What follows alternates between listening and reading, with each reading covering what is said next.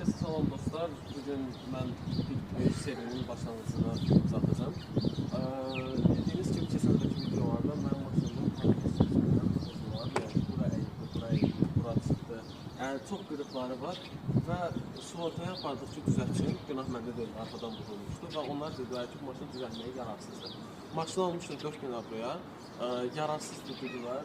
Bir ildir ki, sürürəm, yəni ki, qiymətini çox saldılar aşağı və mənə təxminən 1200 avro civarı pul verdi. 1200 avroya mən nə qədər məhkəmələr falan heç bir qaldırmadım.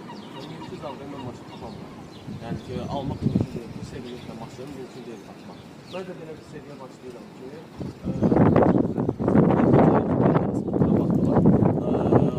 7-ci aya kimi hər gün volt işləyərək gündəlik volt işləyərək hər günümüzü gün 1, gün 2 olaraq 7-ci aya kimi hər gün volt işləyəcəm və nə qədər qırağa pul ata bildim 7-ci aya kimi görəsən nail olacaqmı bir maşın almağa. Çünki burada mənim haqqıma girdilər, gəldilər arxadan vurdular. Mənim maşınımın qiyməti 4000 avrodan yuxarıda. Bazar qiyməti 4000-4500 civarıdır.